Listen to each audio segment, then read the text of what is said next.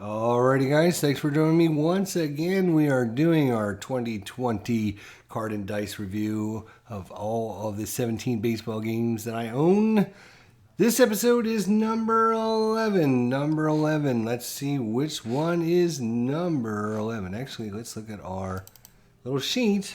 So, APBA's off the list, APBA player, or everyday player, Superstar Baseball, Internet Baseball League, Dice Baseball, Dynasty League. Which one is going to be number 11?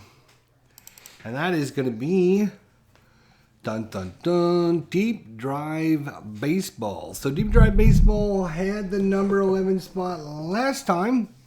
They keep that spot this time. Deep Drive Baseball. So basically what we're going to do for the game system is you're going to roll, and it's either going to go on the batter card or the pitcher card based on what the roll is that you do. So it is a 50-50 system. Half the results come off the batter card, half of them come off the pitcher card. Is there a computer version? No, there's not. Is there a way you can order print cards? No. Order PDF? Yes. Game strengths. One of the game strengths is the outs usually are found right on the player card. So no chart lookup or anything. It's just a result that you're going to roll from the player card. Super good. Flow of the general game is really good. Roll to get a result and get the result and move on. So the general flow of the game is really good. Font and text size is really good. Especially for us older players, we have nice big values. The cards aren't super cluttered, so the text and font size is really good. And what is good about Deep Drive Baseball is really, really good. The problems that make this game number 11 is the stuff that isn't very good is bad. And I mean really bad. So the things that really drag this game down are the charts are not good design. Personally, their charts are not. Let's see how the best way to put this. The charts are not very good. They're not streamlined.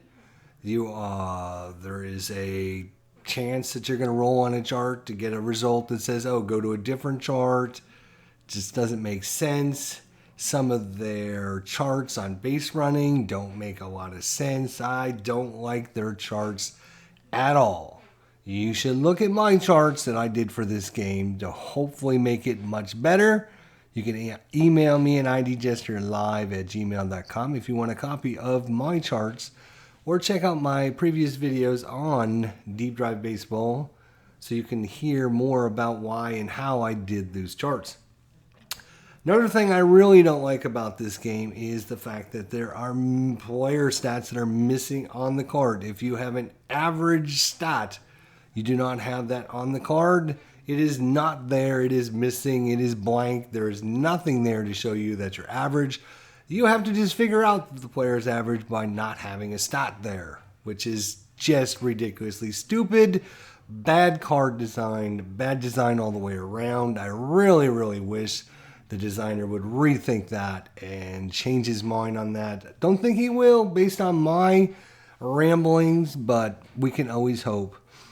Oh, the way they implemented the lefty-righty splits is a little wanky, and I'm not a big fan of it. I give the designer full credit for trying something different, but I'm not a big fan of the way the lefty-righty splits were done, and it only affects a few of the specialists players out there, and the way that it's designed in the system just doesn't make it that important, lefty righties.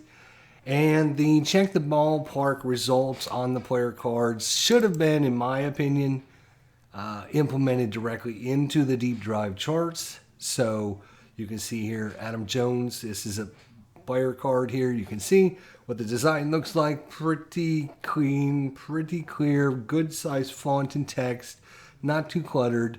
And even though there's a 1A there, right? So even though there's a 1A there, on an S, right? If there's 1A and the S was missing, is it going to make it any less cluttered? No, it's not going to do that. Anyways, the Park Effect chart 0 to 23 should have been implemented right into this chart here. They could have actually just taken this chart and expanded it up a little bit more, moved these over a little bit, or even just take this font down a little bit to implement it. 0 to 23 is going to be a park check. 24 to 79 is going to be a double. 80 to 85 is going to be a fly out check. And then 86 to 99 is a park check. So they could have just implemented that right into that chart instead of having this look at this number and then look at this number and see if it falls in that range. Just not great. Just extra step for the player that slows the flow of the game down. Value, what do you get for your cost? I'm going to give it a above average. The costs for the season files are not too expensive. I think they're between $12 to $15 as I recall. So you get a pretty good value for that. You get all the charts. You get all of the miscellaneous players as an extra file that's all free. So pretty good value for what you cost. They're not super expensive. You can only obviously order the PDF, so you will have to print them out and cut them and everything yourself. So the quality, again, of the card and the components and everything is going to be based upon how what you put into it is going to be the quality. If you decide whether or not you're going to print it in color or not color, etc.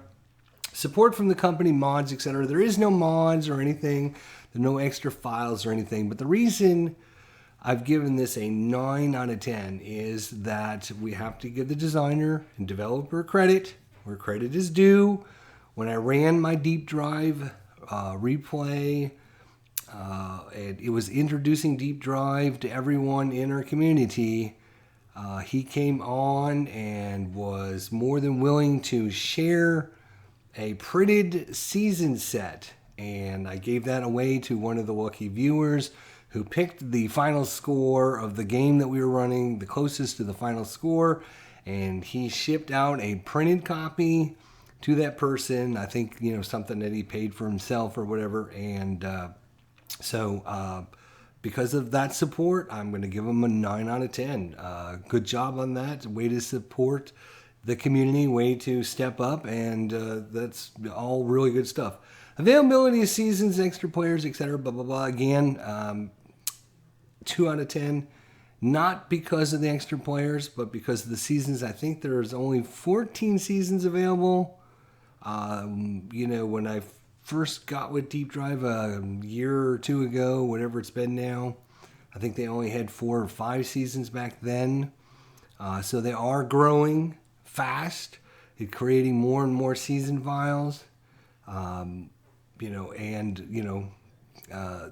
and more seasons will become available. And it goes all the way back to the 1896 season, I think. 1896 season he's got, and a couple other old-time dead ball seasons. He's got some modern seasons, and he's got some seasons in the 70s and 80s, I think. So good for a variety for you, depending on what you're looking for. But if you're looking for a specific season, say, 1995 season, you might not have it. So just keep that in mind. Ease and flow of the game. Again, this is going to be one of those ones. I'm going to put a dual number down here. Again, the basic strength of this game, the flow of the general game is 8 out of 10. Like the general flow of the game. The problem I run into is when you got to look up on these charts extra information and roll on the charts to get a result, to go to a different chart, and it just breaks up the flow of the game too much. Having some of the base running, the steals, you're rolling for steals, and you're talking about usually a very, very small percentage chance of something happening there, and that can break up, again, the flow of the game. There could have been ways to implement that a little bit easier and better. Again, I do have charts for a lot of the issues that I found in Deep Drive Baseball. If you're interested, email me at idjesterlive@gmail.com and I'll send these out to you for free and you can check them out yourself. So, the general flow of the game is great. It's interrupted, though. And, like I said, one of the really good things about Deep Drive Baseball is the good is really good. The good is really good. The problem isn't with the good parts, it's with the bad parts. And the bad parts just take so much away from this game. To be honest, if the designer fixed a few of these issues, just minor things like, okay, put the player stats on there, whether they're average or not, right? Implement the park cards right into the deep drive charts. Fix a few of the charts up so that you're not wasting time rolling multiple times. Have a way to have your steal ratings built into the system. On certain players, have certain numbers where if they roll on these certain numbers, then they'll try and steal second base against, an A pitcher, a B pitcher, a C pitcher, or whatever. So there's ways to implement that without having to roll on a chart for something that hardly ever happens. So if that was fixed up, that was redesigned, things were made a little bit smoother, the general flow of the game can continue on. I think you can play this game in 30 minutes or less. The problem is if you have a lot of these things that slow down the game and take away the flow of the game, then all of a sudden you're up to 45 minutes and that's a wasted 15 minutes. And that's why, why I have that ease of flow of the game. There's such a big difference between the general flow of the game and the charts, and results from the charts flow of the game are so much different. But in general, the general flow of the game is really good. And like I said, there are some really good things. The support from the company, producing more seasons, giving a really good value to their customers with supporting with all the players, not charging you for the extra players, creating season files, creating all the charts for all the different season files, and all that is super good. So that is all really good stuff.